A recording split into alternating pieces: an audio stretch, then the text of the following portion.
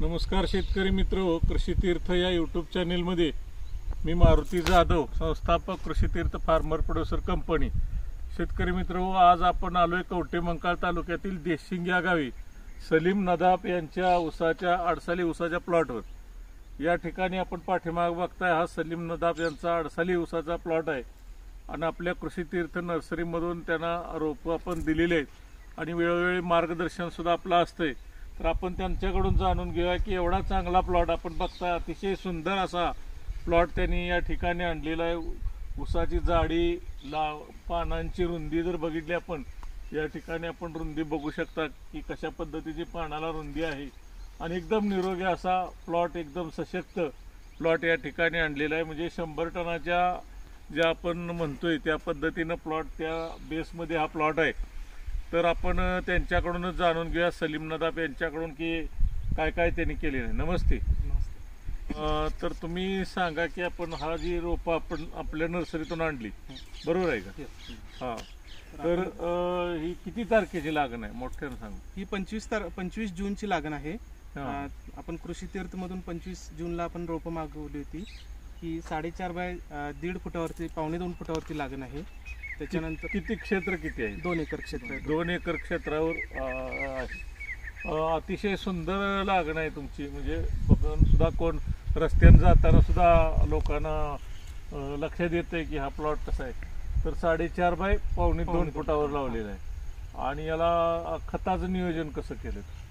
खताचं नियोजन पहिल्यांदा रोप लागल्यानंतर आळवणी, 2 आळवणी झाले आहेत आणि 3 फवारणी झाले आहेत। हां, तण नियंत्रणासाठी लागणीनंतर एकदा तणनाशक फवारलं, नंतर एक भांगलन केली। ऊस बांधायच्या अगोदर एकदा नॉर्मल तण काढून नंतर भांगलन केली। नंतर बाळभरणीचा एक डोस पडलेला याला। त्यावेळी DAP, MOP, ammonium sulphate, urea आणि बेन्सल असा डोस टाकला होता। त्याच्यानंतर लागणीच्या वेळी पण सेम डोस रिपीट केला होता। आता पाण्यासाठी तुमचं ठिबक सिंचन आहे। खतं तुम्ही ठिबक सिंचनद्वारे देता का कसं करता? आता ऊस बांधल्यानंतर सगळी खतं ही ड्रिपने सोडतात। ड्रिपने सोडताय? बरं बरं। आता मी तुम्हाला सांगितलं त्या पद्धतीनं पुढचं पण नियोजन करा, कारण आता ह्याच्यावर जर काही ठिकाणी बघितलं आपण तर पोटॅशची डिफिशियन्सी दिसत्या।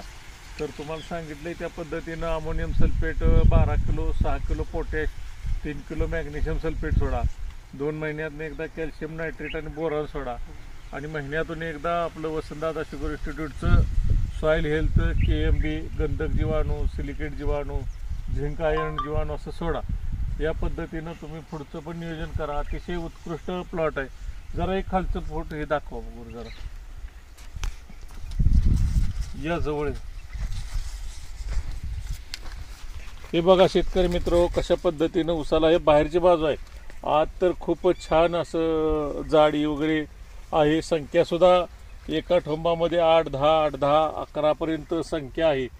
पानांची रुंदी चांगली आहे आणि खूप छान असा या ठिकाणी प्लॉट आलेला आहे। आपण यानंतर सुद्धा परत कधीतरी यांचा पुढं व्हिडिओ आपण करू तुमच्या माहितीसाठी आणि निश्चित हा प्लॉट 100+ मध्ये जाईल अशी शुभेच्छा देऊया आणि या ठिकाणी थांबूया। धन्यवाद। नमस्ते।